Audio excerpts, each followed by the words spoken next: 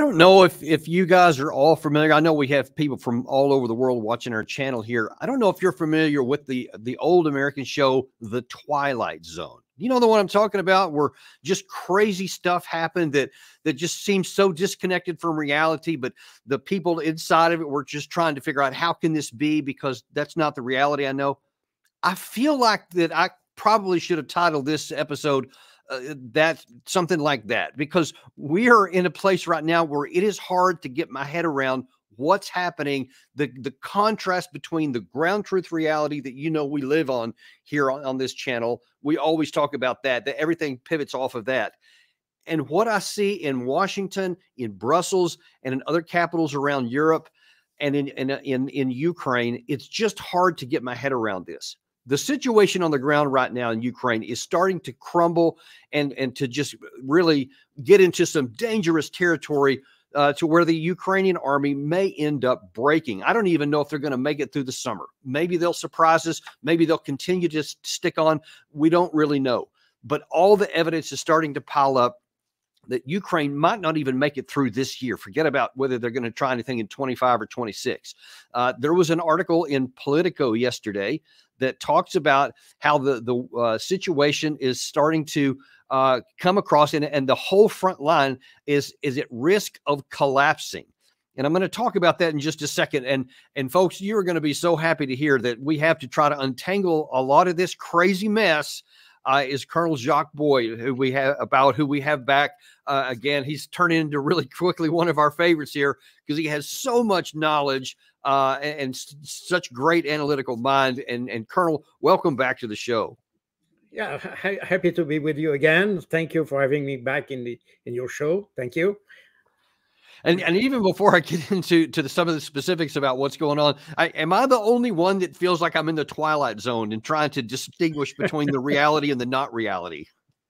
Well, the thing is that I have reported that since about 2 years. In fact, in my first book on the conflict, and my first book was published in March 22.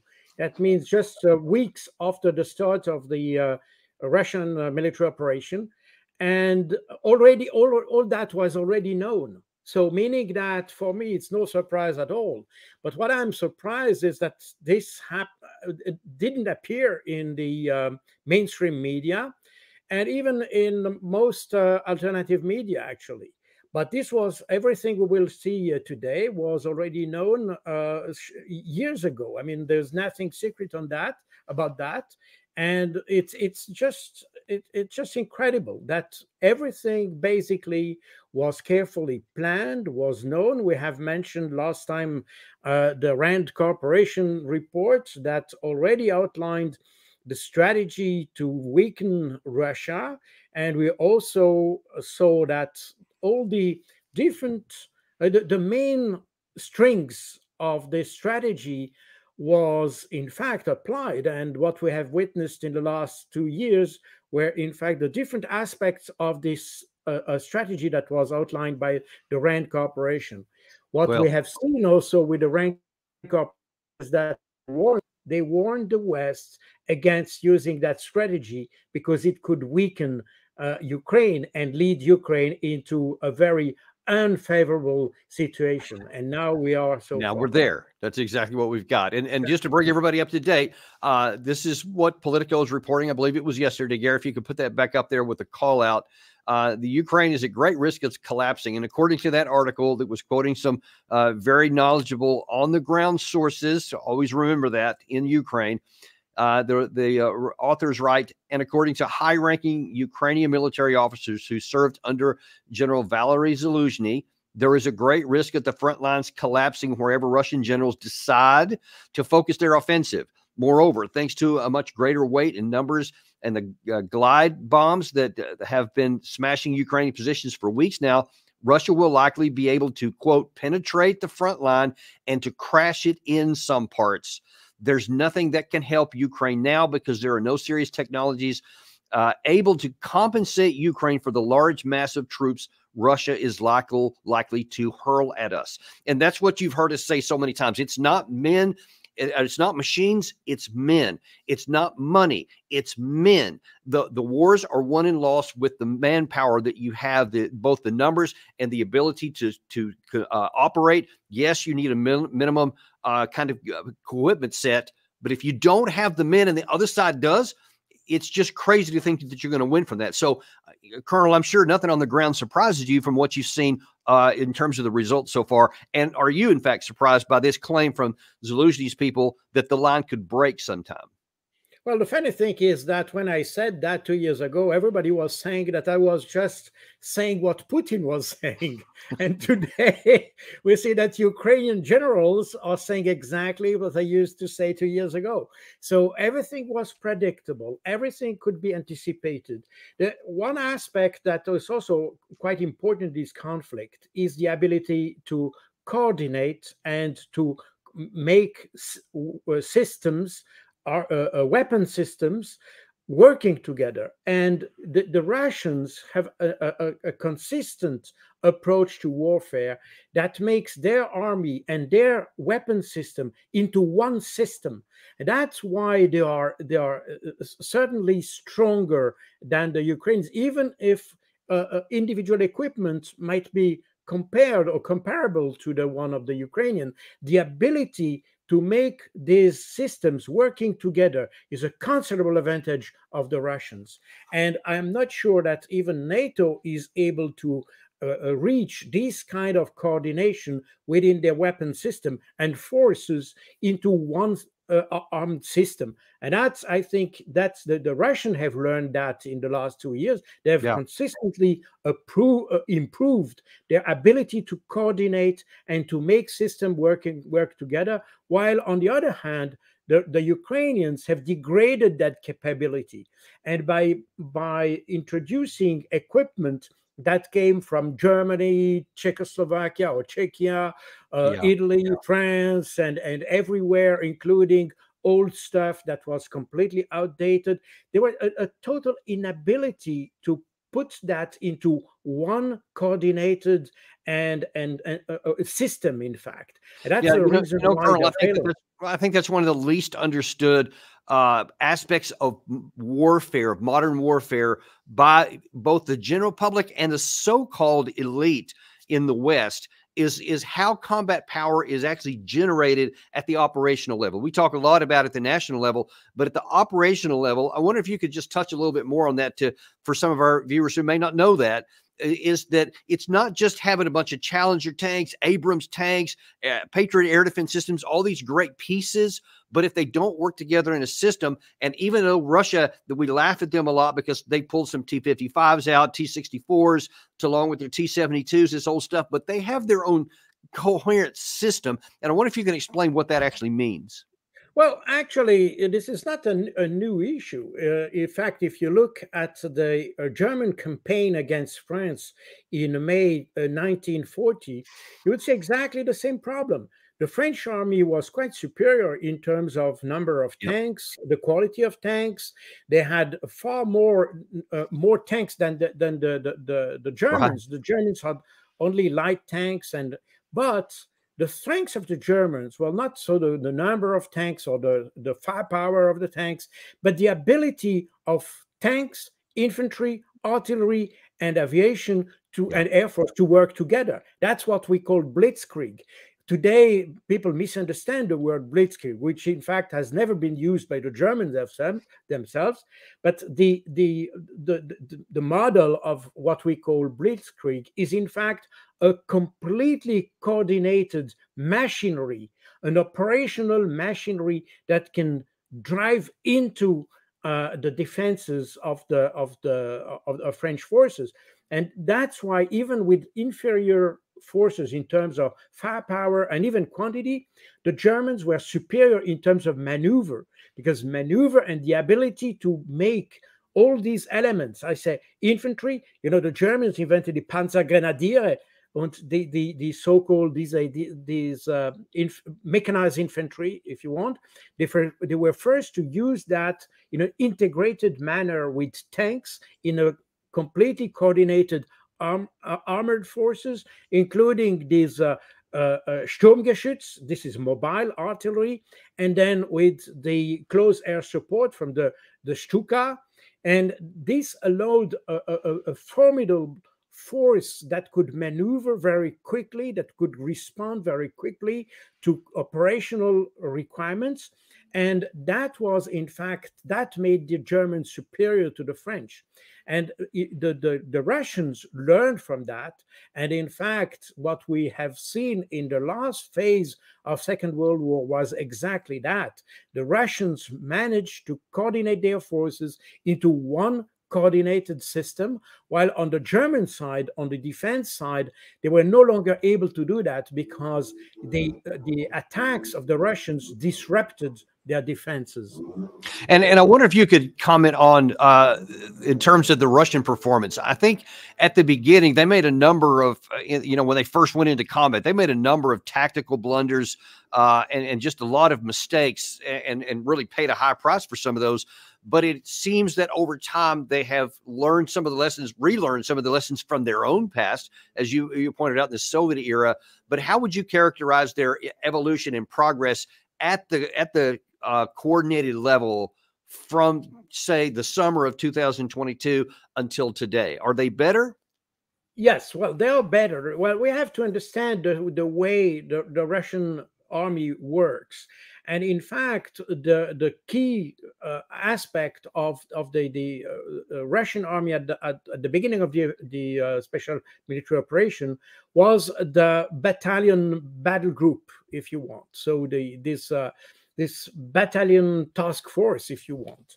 It's a small brigade that is designed to work almost autonomously.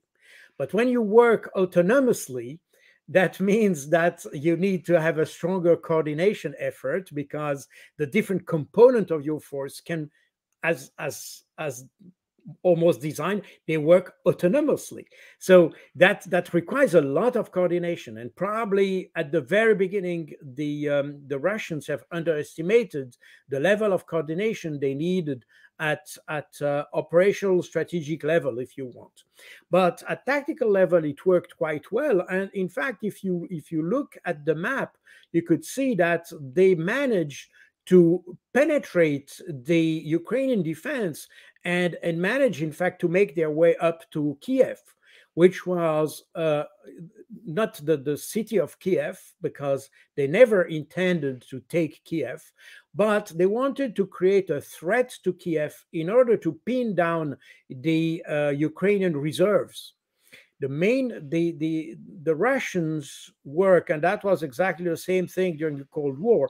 The Soviets had basically, in their offensive, they have one main effort and a secondary effort, or first axis of effort and a second axis of effort. In the main axis of effort, you have basically the bulk of your troops, of your units. And in that case, in the case of February 2022, the main effort was on the Donbass. And that's exactly what Vladimir Putin said.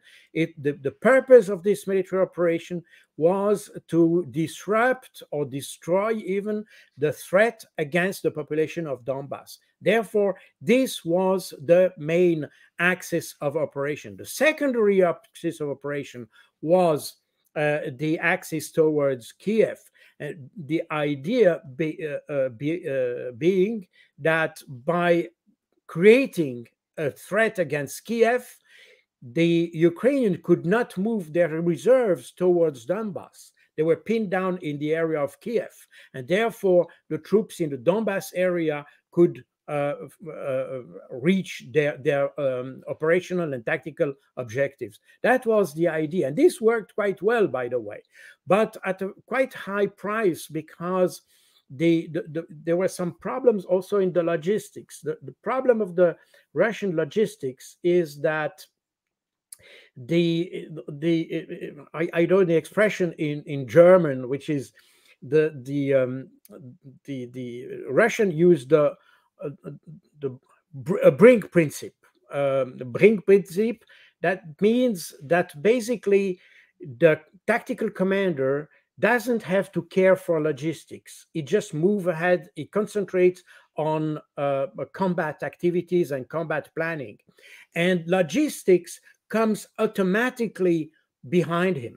So this is, then you have a logistical structure that calculates the needs based on statistics and all that, and provide the logistics automatically to the combat unit. So the combat unit doesn't need to request ammunition and all that. This comes automatically. And that created some problems because the Russians moved too fast, actually, and used not too much ammunition. And as a result, you had those huge columns of logistics that were just moving ahead, but they were basically useless. And fortunately, the Ukrainian aviation had been almost totally disabled at that time, and so they were not so.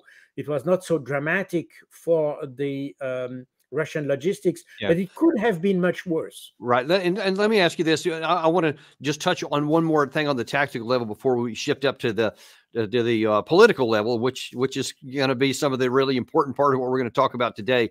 Right now, Russia is now, after more than 2 years, they seem to be poised and are maybe doing something similar that you described first, where they're having multiple axes of advance, but they've got one main effort. And so far, it seems like the Ukrainian side is not sure which is going to be the Russian main effort. There's some concern it's going to be in Kharkiv, but there's about 5 spots where they have low level of consistent, persistent offensive operations where they're creeping forward. Do you have any sense that that Ukraine is setting this? I'm sorry, that Russia is setting the stage again to make one of those operational a bigger push? And might that be what the Zaluzhnyi's people were concerned about, the line breaking? Yes, well, probably. We have to remember that I can show you this slide of General Surovikin. He used to be the commander of the forces, the Russian forces, from October 2022 up to May 2023.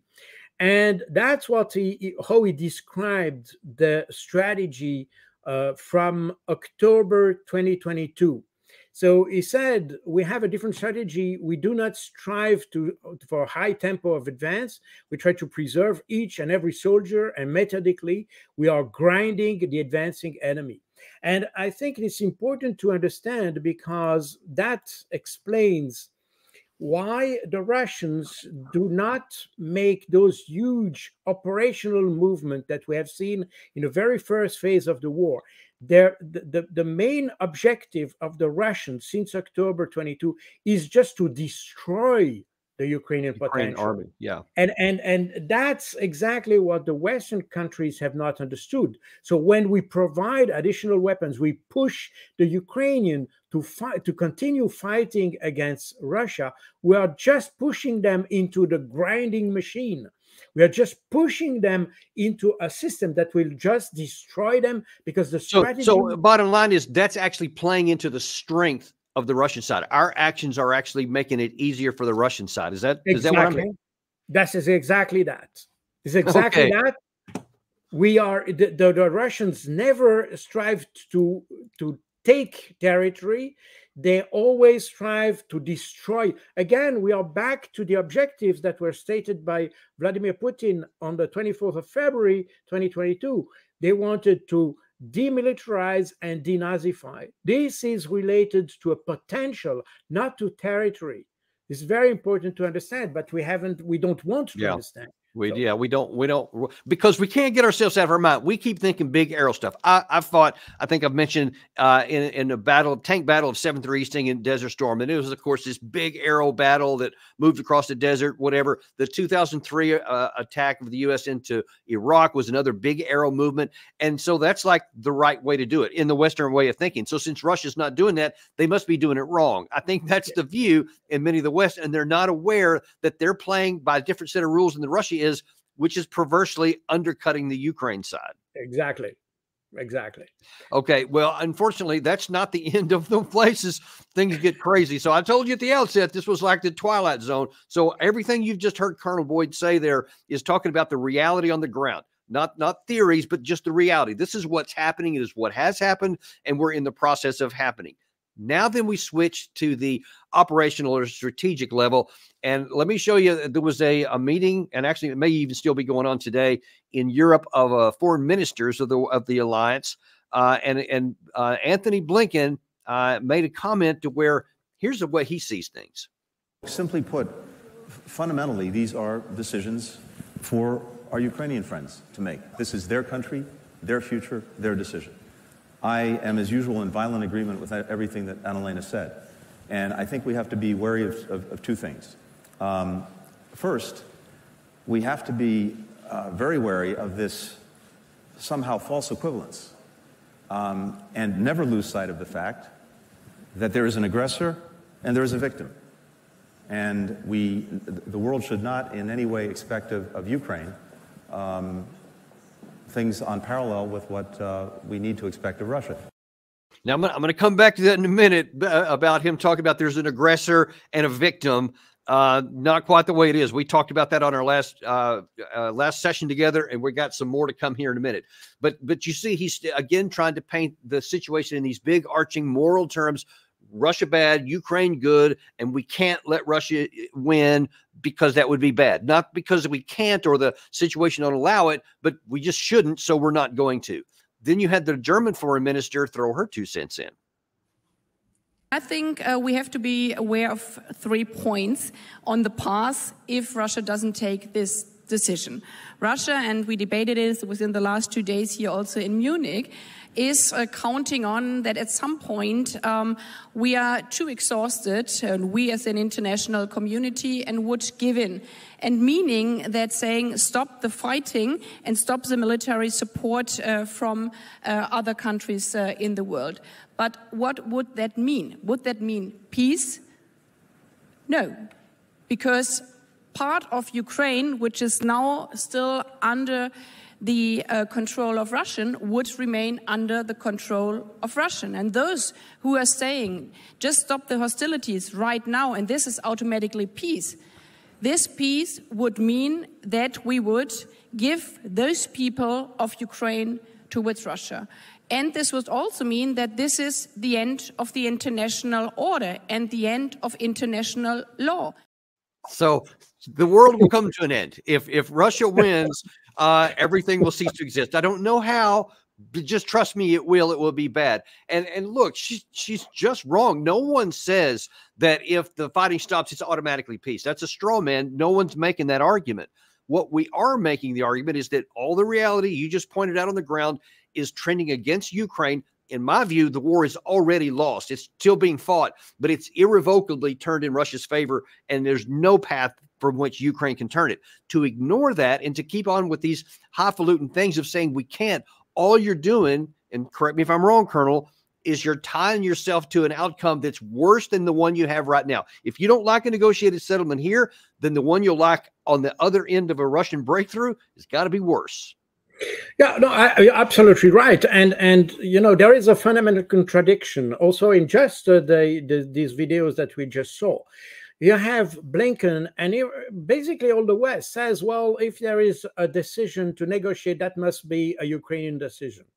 Okay, but as Ukraine tried to negotiate early 2022, in February 2022, then in March 2022, the West came in to tell them not to negotiate.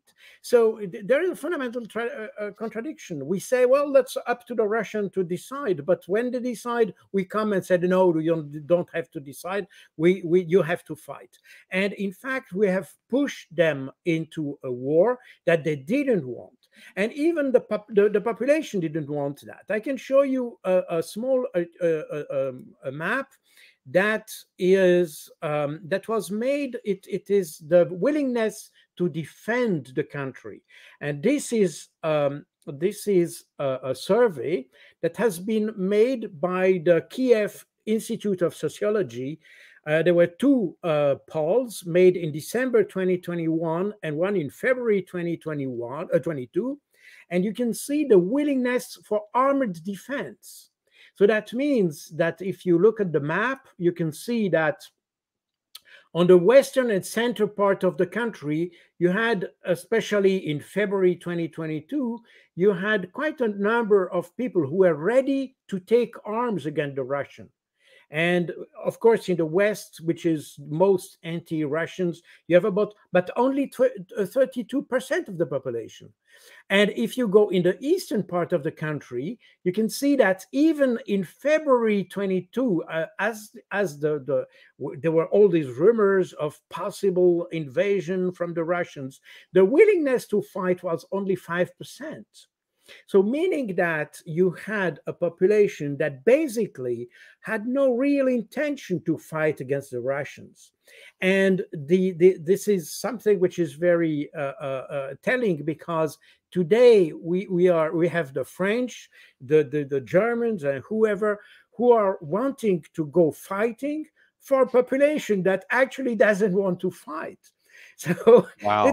it's a total contradiction. We have the Ukrainians basically had essentially good relations with the Russians, and they didn't want to have a war.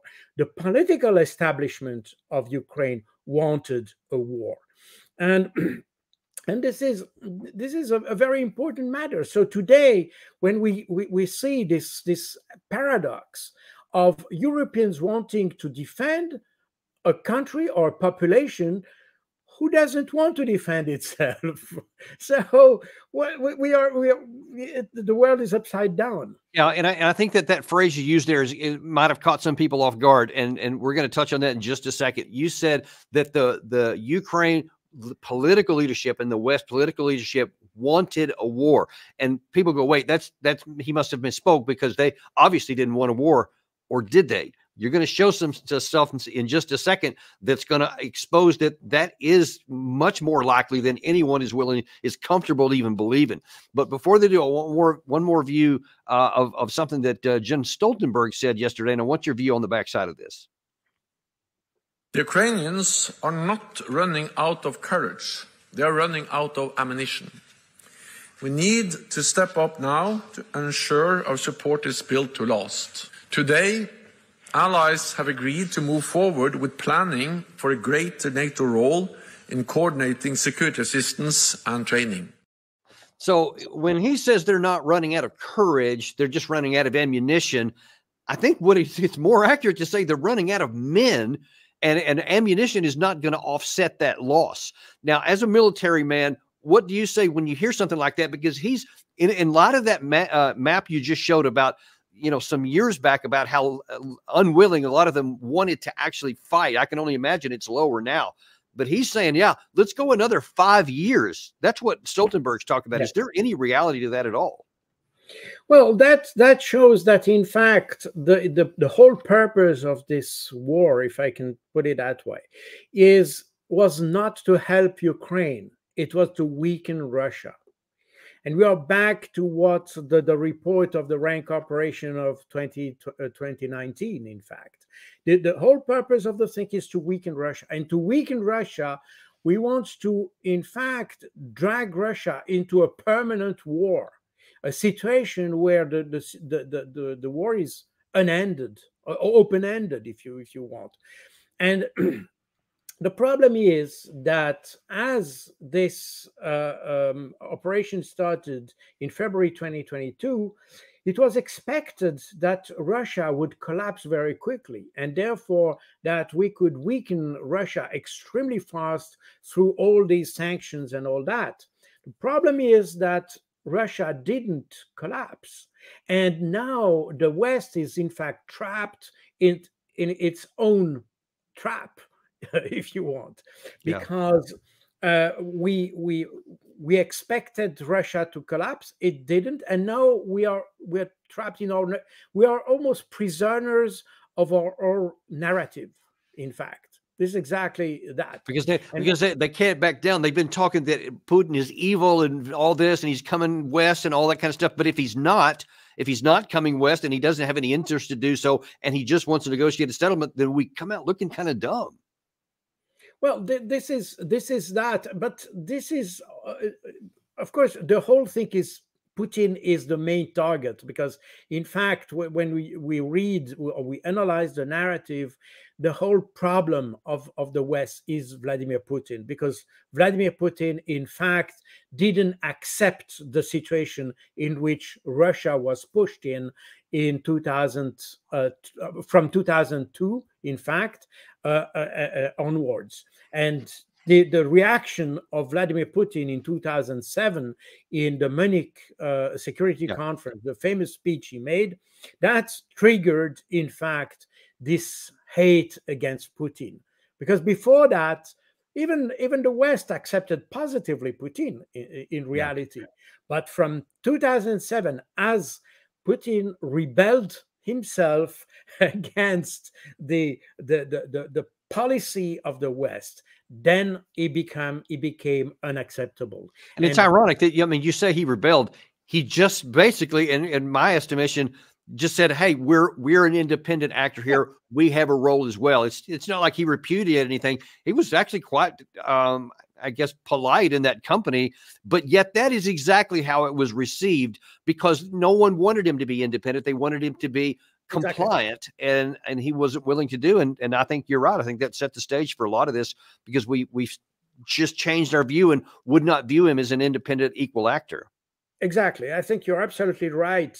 In fact, he just wanted to have Russia in its rights as a nation, in its right as a power. At the end of the day, even if it's no longer a big economic power, or at least at the time, it was still a superpower, because it has nuclear weapons. It is still a political power. By the way, we still see that even if the West tried to isolate Russia since about 2 years, this was this idea of isolating politically Russia. We see that the weight of Russia in the world is growing, in fact. And the political credit of Russia across the world, especially in the southern hemisphere, is enormous. So in fact, the West has isolated itself while maintaining the influence of Russia, and Russia, since 2 years, its economic situation has improved. Well, in fact, Russia has even more influence than it had 2 years ago, in reality. And I want to show you an interesting and almost depressing contradiction or contrast in the West. So I just showed you there foreign ministers, the Secretary of State, the General Secretary of NATO, the highest officials, in the alliance or so. And I'm going to show you two more in just a second of Anthony Blinken, because that's going to set the stage for the rest of the thing we're going to talk about, where you're going to really reveal some new information that I think most of our viewers don't even know. But part of my frustration is that a regular guy, Elon Musk, everybody knows who he is. He owns X. He's a businessman. He has all the car, stuff. Sometimes he's, says a lot of crazy things that get a lot of interest, in just the regular media. But why is it that this person is acting and sounding like a very well thought out, reasoned, thoughtful, experienced foreign policy and military expert? He wrote, I think it was just yesterday, it was on March 30th. He said it was a tragic waste of life for Ukraine to attack a large army that had defense in depth, minefields, and stronger artillery when Ukraine lacked armor or air superiority. Any fool could have predicted that. He was talking about the 2023 offensive by the Ukraine side. He said any fool could have predicted it. My recommendation a year ago was for Ukraine to entrench and apply all the resources to defense. Even then, it's tough to hold land that doesn't have strong natural barriers. There is no chance of Russia taking all of Ukraine, as the local resistance would be extreme in the West, but Russia certainly can gain more land than they have today. And then he writes, the longer the war goes, the more territory Russia will gain until they hit the Dnieper, which is going to be tough to overcome. However, if the war lasts that long, even Odessa might fall too. So that's what you have Elon Musk, a businessman, saying. And then tell me why the Secretary of State of the United States of America, the most powerful nation on the planet, says this. Ukraine will become a member of NATO. Our purpose at the summit is to help build a bridge to that membership. and to create a clear pathway for Ukraine moving forward. We will see, I think, in the summit, very strong support for Ukraine going forward in its relationship with NATO. So the very thing that spawned this war in the first place, especially the trigger, was that Ukraine was going to join NATO. Putin said, no, that's not going to happen. And that was one of the final triggers that led to it. And he has said from the beginning, or ever since then, that a neutral Ukraine is something he can negotiate with. But to say that means that there is no negotiation at all. Then he adds one more thing.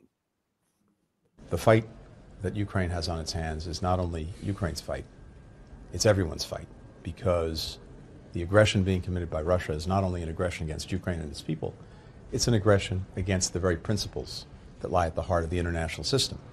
If Russia were somehow to succeed in Ukraine, if we did not continue to stand with Ukraine, the message to would-be aggressors everywhere is it's open season. You can get away with it too. So you see that come over and over. We talked about this a little bit last time, this unprovoked aspect of this, that it's the aggressor, and it's aggressors all over the place, and we have to take a stand here because otherwise they're going to keep coming after us. That's what he said. But the question is, was this really an unprovoked an aggression by Russia?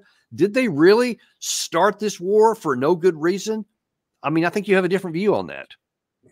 Well, absolutely, and we probably have this interview of Alexei Arestovich before. But I think one thing must be said about what Antony Blinken just said about the principles. There's a fundamental principle that was agreed upon by all the members of the OSCE, which is the principle of indivisibility of security.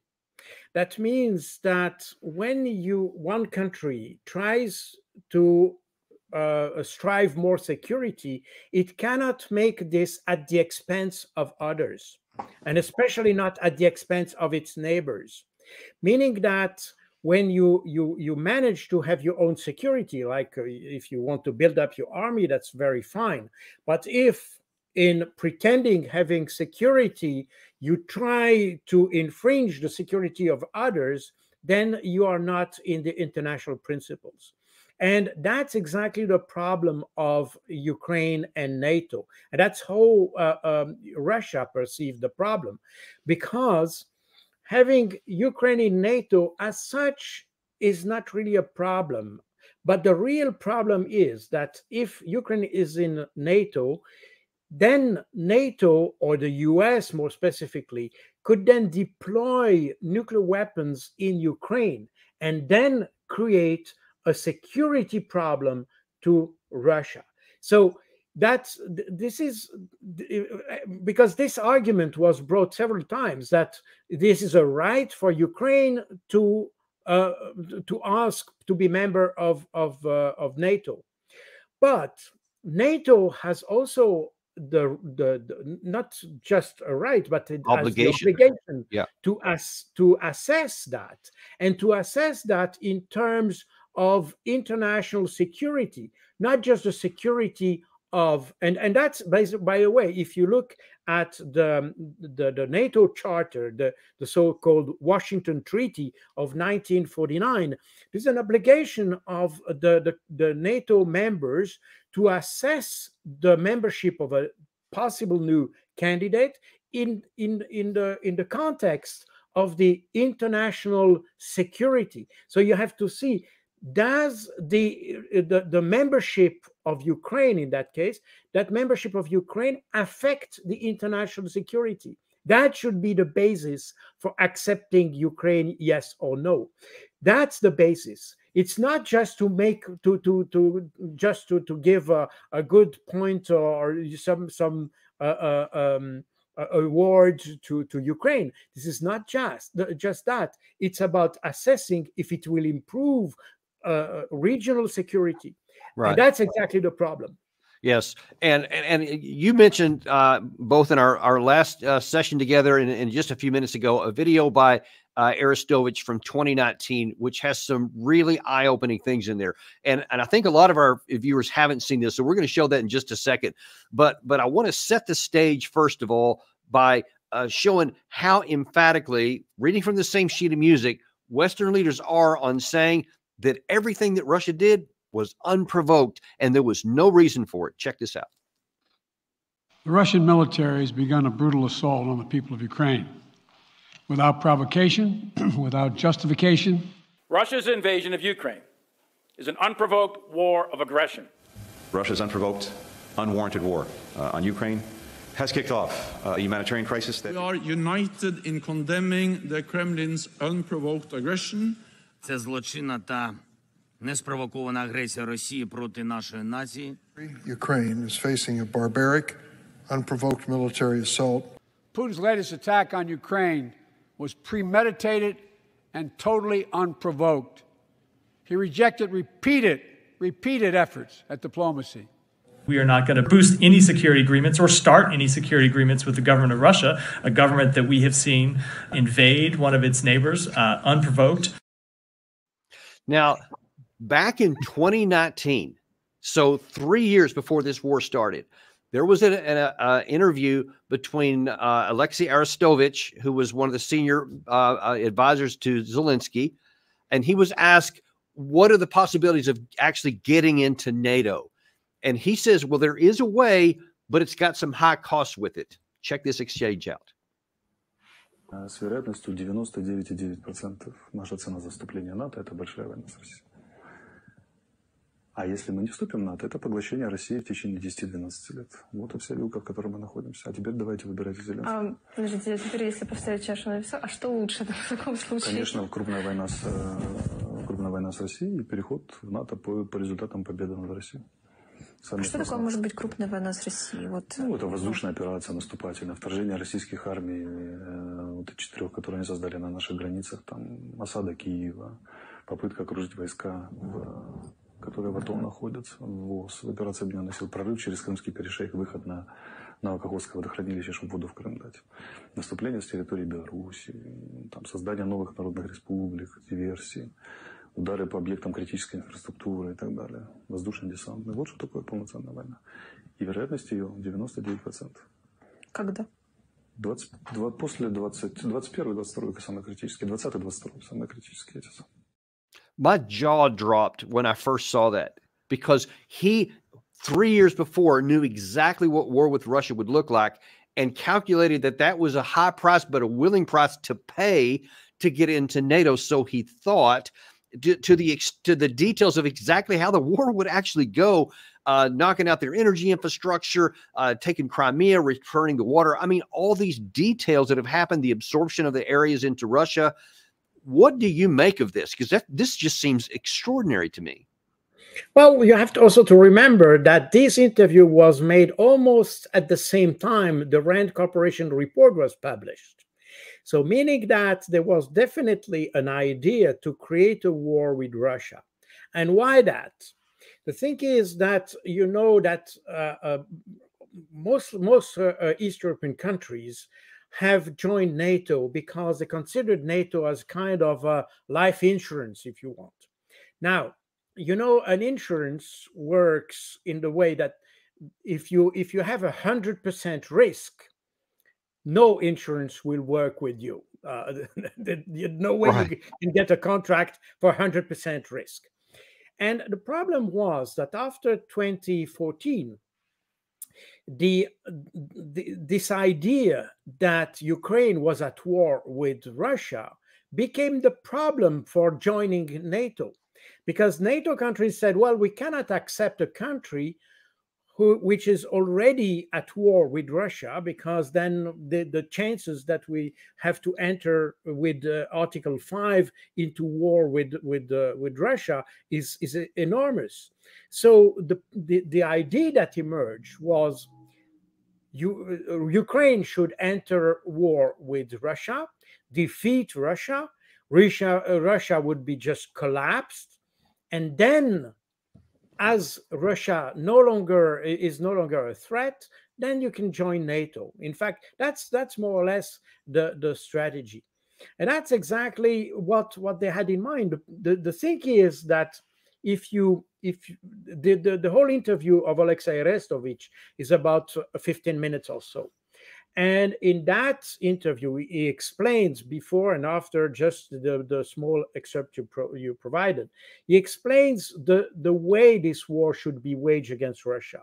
And he explains the role of the sanctions. And again, we shouldn't underestimate the role of the sanction in this strategy, which was also outlined in the Rand Corporation report. The idea was that Russia was assessed as having a very weak economy, and therefore just a few sanctions would just help Russia just simply collapse. And there is a step after that, by the way, because you may or may not know that the State Department has a program to help the deconstruction of the so-called decolonization of Russia. And there have been, in the last couple of years, to my knowledge, 7 international conferences about this under the sponsorship of the State Department to, in fact, deconstruct Russia into about between 18 or 32 entities, which was based on the ethnic groupings within Russia, just to destroy Russia, in fact. So the whole idea was to make Russia disappear, as we did with ex-Yugoslavia in the 90s. That was exactly the project. And that's crazy. Therefore, the Ukrainians and probably Zelensky accepted to play this game because he received some, let's say, assurances from the West that this war would not last very long.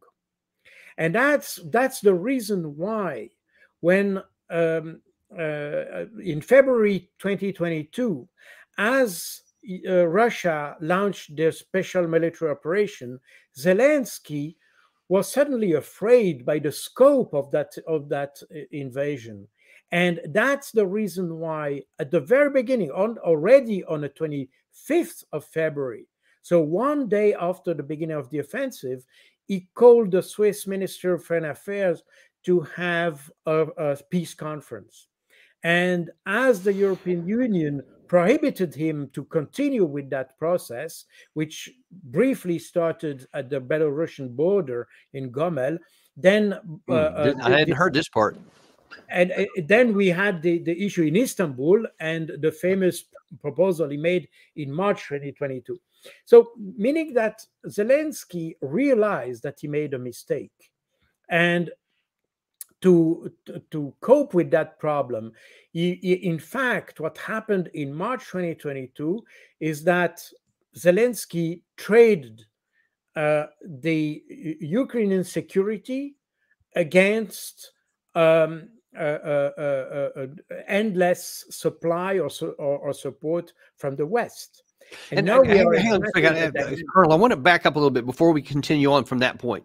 So from 2019, whether it was Aristovich's comments or the Rand report, it's starting to sound like there was an actual plan to prompt Russia to come into a war, that they actually desired that for thinking of a good outcome.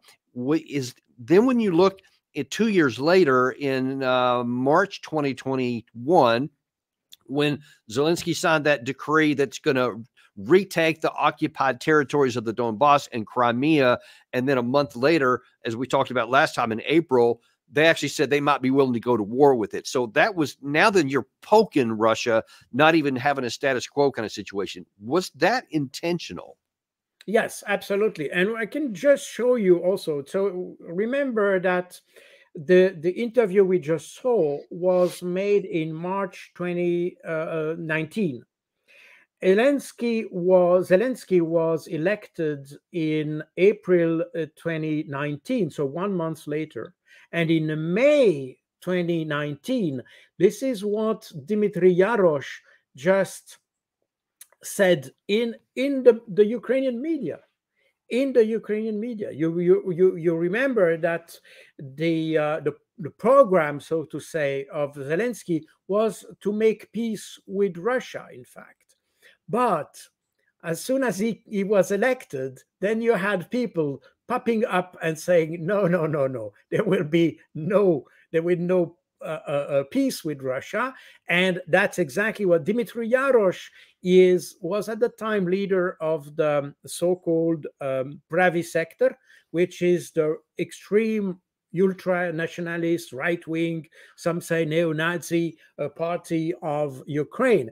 Today, Dmitry Yarosh leads a parallel army which is not subordinated to the Ministry of Defense, which is the Ukrainian Volunteer Army, which is completely separated army from the Ukrainian army, but fights along the Ukrainian army right now.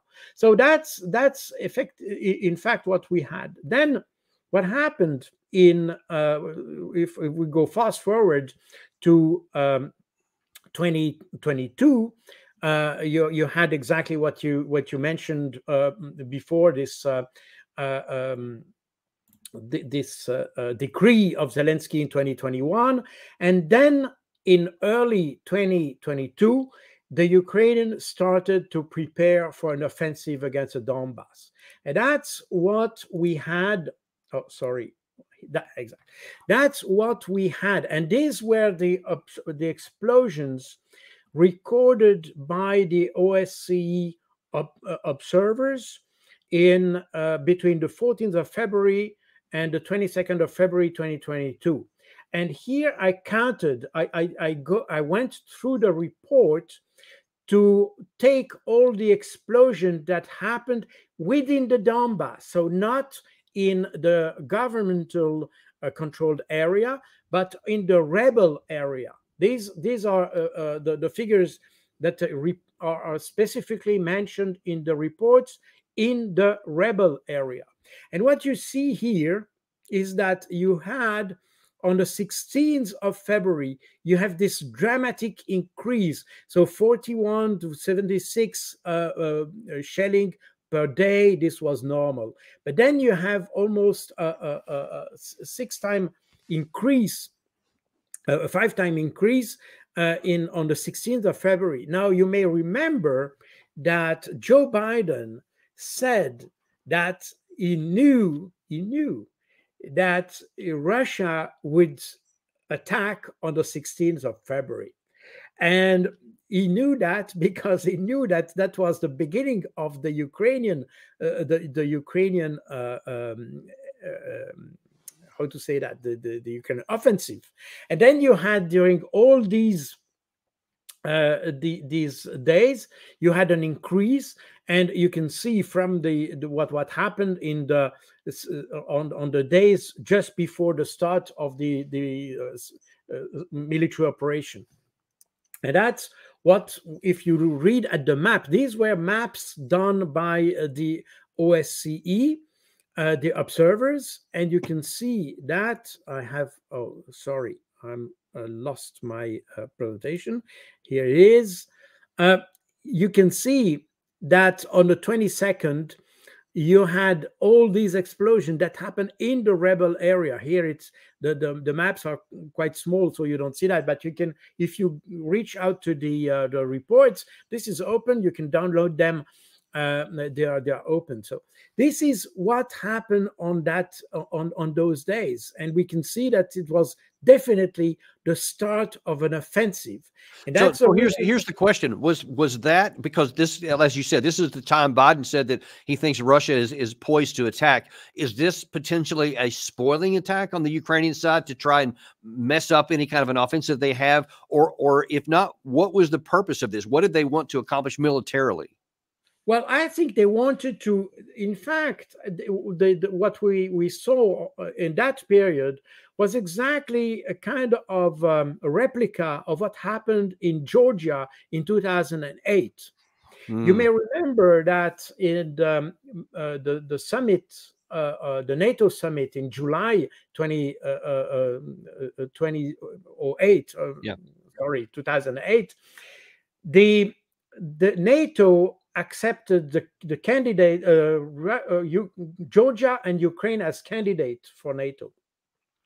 1 month later, you had in Georgia the Georgian government starting to shell the minority in South Ossetia, and that prompted the intervention of Russia.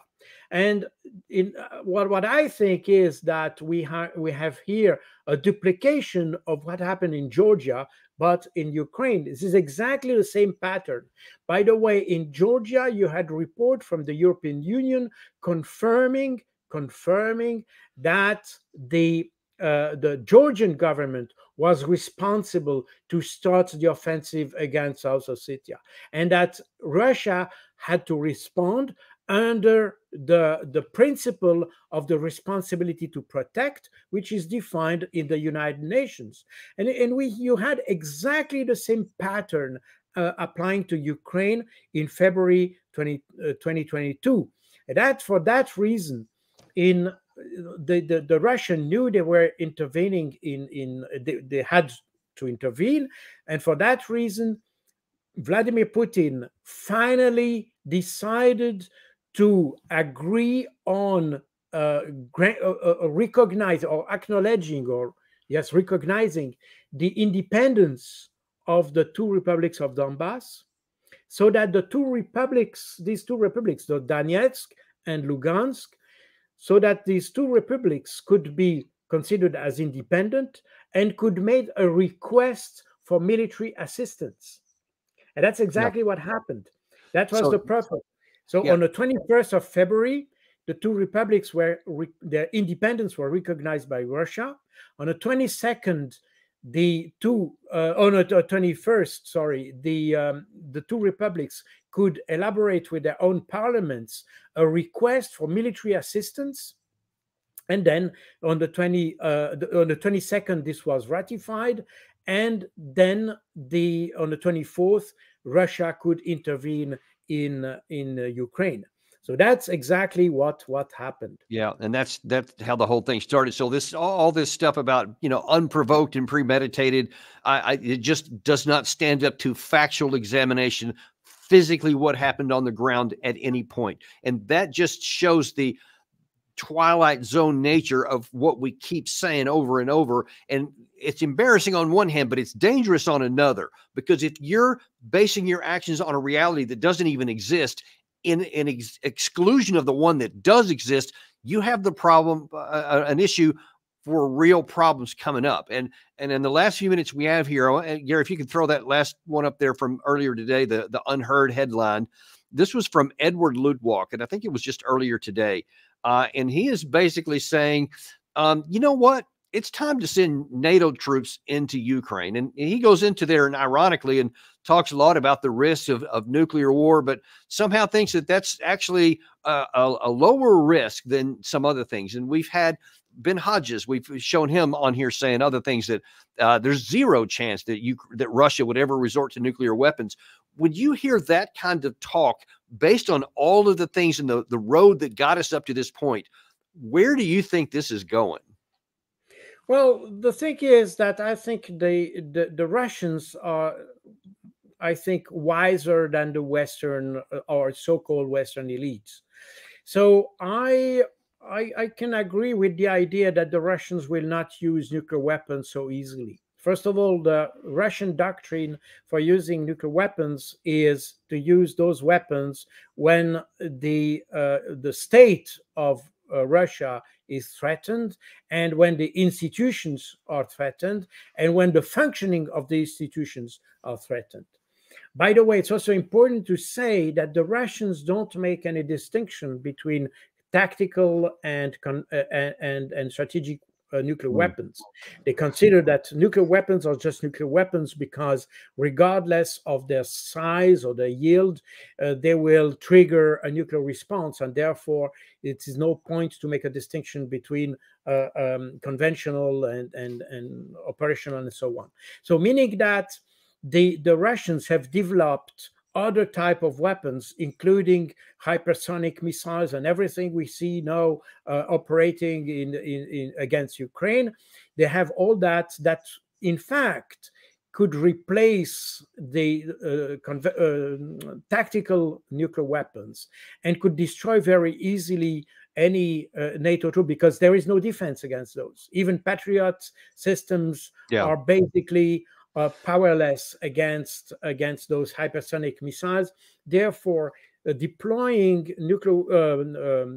NATO forces, or let's say not necessarily NATO forces, because if individual nations, let's say France, for instance, would deploy forces in Ukraine, this is not yet NATO as such. It's still a bilateral agreement. It's based on the bilateral agreement that was recently signed between France and Ukraine. The same applies to Poland or to these other. They have bilateral agreements, and so it's not yet NATO as such. Even if it isn't, but it's just maddening to me, because there is no path to military victory for Ukraine.